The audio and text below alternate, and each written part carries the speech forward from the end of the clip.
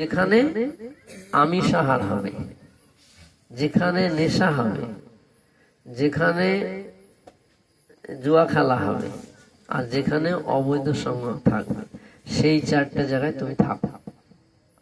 এখন কলি পরীক্ষিত মহারাজের রাজত্ব ঘুরে ঘুরে এই চারটে জায়গা পাইনি। এখন বলছে যে আমি থাকবো কোথায়? আমাকে যে জায়গা দিলেন আপনি, সেই জায়গা তো থাকার ইয়ে নেই, আমার জায়গা নেই, আপনার রাজত্বে হচ্ছে না। তাহলে কলি মানে পরীক্ষিত মহারাজ কত দক্ষ ছিলেন যে কলির সময় হয়ে গেছে, দাপর শেষ হয়ে গেছে, কলি আসতে পারছে না, তার রাজত্বে কোনো পাপ নেই, হচ্ছে না। তারপরে বলল যে ঠিক আছে, স্বর্ণে তুমি থাকতে পারো, যেখানে স্বর্ণ থাকবে সেখানে তুমি থাকতে পারো। স্বর্ণ মূল্যবান জিনিস তো, কলহ হয় বেশি, ঝুট ঝামেলা বেশি হয়, টাকা পয়সা যেখানে লেনদেন ওখানে ঝামেলা বেশি হয়, মনোমালিন্য হয়। তো তুমি স্বর্ণের মধ্যে থাকতে পারবে।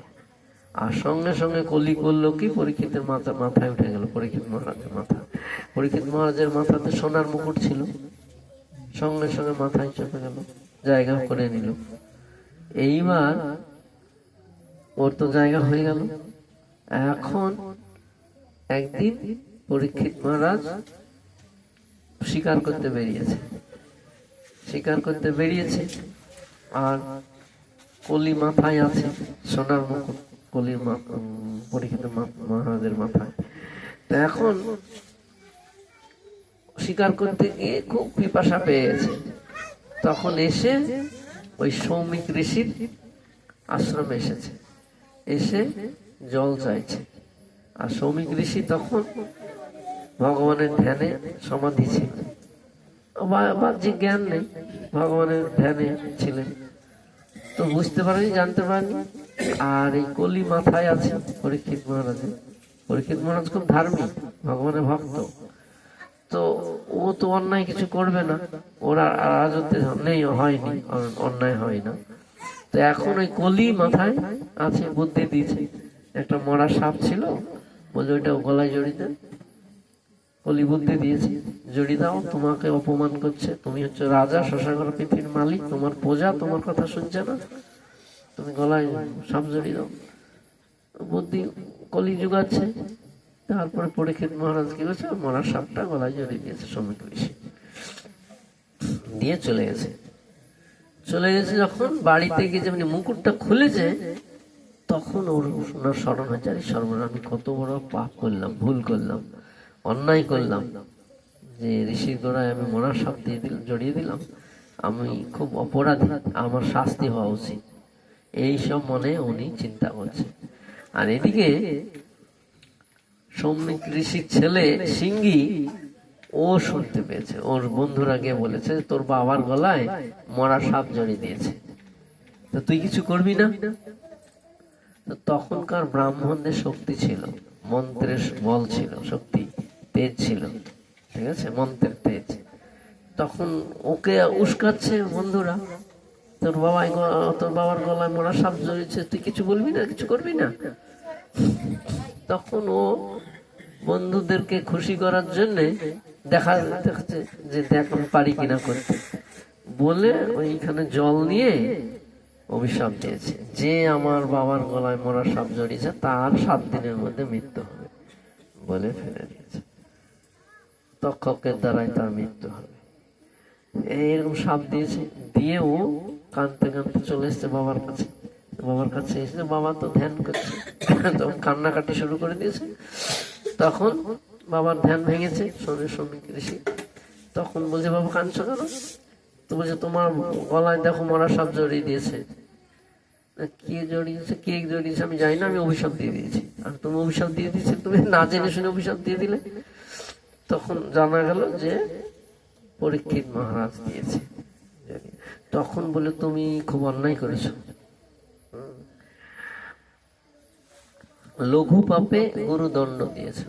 রাজা হচ্ছে ভগবানের প্রতিনিধি, রাজা প্রজা পালক, ভগবানের প্রতিনিধিত্ব করেন, প্রজাদের সুরক্ষা দেন, প্রজাদের কল্যাণ করেন, মঙ্গল করেন। আর তুমি তাকে সামান্য অপরাধের জন্য মৃত্যুদণ্ড দিয়ে দিলে, তো এই ব্রহ্ম তেজ থাকবে না আজ থেকে। উনি অভিশাপ দিলেন যে ব্রাহ্মণদের এই ব্রহ্ম তেজ থাকবে না। বাচ্চা ছেলে ও অভিশাপ দিয়ে দিয়েছে, লেগে গেছে, মানে তেজ, ব্রহ্ম তেজ, মন্ত্রের শক্তি। বলছে আজ থেকে ব্রাহ্মণদের আর মন্ত্রের তেজ থাকবে না, ব্রহ্ম তেজ থাকবে না, ব্রাহ্মণদের আর ওই শক্তি নেই, হারিয়ে গেল। তখন সঙ্গে সঙ্গে রাজাকে সংবাদ পাঠালো যে রাজা মশাই, আপনার 7 দিনের মধ্যে মৃত্যু হবে, আমার ছেলে অভিশাপ দিয়েছে, তো আপনি তৈরি হয়ে যান। তো তখন পরীক্ষিত মহারাজ কি করবে, 7 দিন সময়। সব রাজা তার মন্ত্রী পার্ষদকে জিজ্ঞাসা করছে, কেউ বলছে আপনি দান করুন, কেউ বলছে যজ্ঞ করুন, কেউ বলছে তপস্যা করুন, এক একজন কথা বলছে। তখন ভগবান এই সুখদেব গোস্বামীকে পাঠিয়ে দিয়েছে সেখানে হরি কথা বলার জন্য। আর এই সুখদেব গোস্বামী মুক্ত পুরুষ, তিনি এই 7 দিন হরি কথা পরিবেশন করেছে, পরীক্ষিত মহারাজকে শুনিয়েছে। আর এই 7 দিন ভগবানের লীলা কথা এরকমই মশগুল হয়েছিল শ্রোতা আর বক্তা। 7 দিন খাওয়া ঘুম বন্ধ, সকলে খায়নি ঘুমায়নি, সারাদিন সারা রাত্রি শুধু শুনেই গেছে। 7 দিন অনশনে ছিল পরীক্ষিত মহারাজ, তারপরে ভগবান ধামে চলে গেলেন। এই হচ্ছে ভাগবতম, যা পবিত্র নির্মল ভগবানের লীলা কথা, যা আমাদের হৃদয়কে নির্মল করে, পবিত্র করে, শুদ্ধ করে। ভগবান স্বয়ং হচ্ছে ভাগবতম, শব্দ ব্রহ্ম রূপে ভগবান প্রকাশ হয়েছেন ভাগবতম, আর নাম রূপে প্রকাশ হয়েছেন ভগবান কলিযুগে। তাই শাস্ত্রে বলছে যে যেই নাম সেই কৃষ্ণ, ভজ নিষ্ঠা করি, নামের সহিত আছেন আপনি শ্রীহরি। নামের মধ্যে ভগবান আছে, সেইটা আমাদেরকে বুঝতে হবে, জানতে হবে, আর তার আরাধনা করলে সেটা প্রকাশ পাবে। আমাদের হৃদয়ে ভগবান আছে, আমরা জানি না, দেখতে পাচ্ছি না, কিন্তু এই আরাধনা করার ফলে উনি জেগে যাবে, প্রকাশ হবে, আমাদের সামনে প্রকট হয়ে যাবে। তো এইভাবে আমরা দেখেছি যে নামের প্রভাবে জীবের কল্যাণ, মঙ্গল, তার জড় বন্ধন থেকে মুক্ত হওয়ার রাস্তা হচ্ছে একমাত্র নাম, এই কলিযুগের জন্য যুগ ধর্ম। তাই আমরা একবার সবাই হরে কৃষ্ণ মন্ত্র করি, হরে কৃষ্ণ কৃষ্ণ কৃষ্ণ হরে হরে, হরে রাম রাম রাম হরে হরে।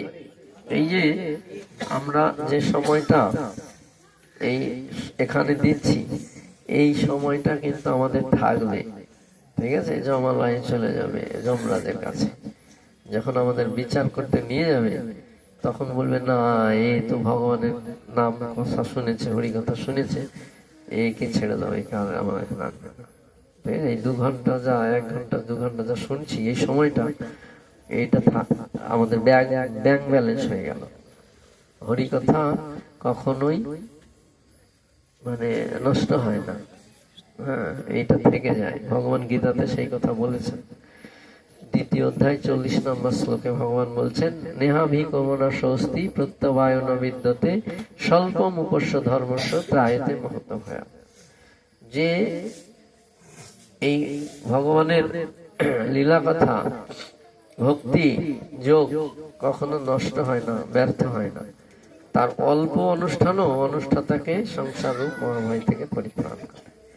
তাই হরি কথা আমাদের প্রত্যেকেরই শোনা উচিত, কীর্তন করা উচিত, শাস্ত্র পড়া উচিত, ভাগবতম, চৈতন্য চৈতন্য, গীতা, অত না হলে অন্তত গীতাটা পড়া উচিত, আমাদেরকে জানিয়ে দেবে আমাদের কি করা উচিত। তো যাই হোক, আমরা যা আলোচনা করলাম হরিকথা, তার মধ্যে আপনাদের ভালো লেগেছে কিনা সেটা আপনারা জানেন।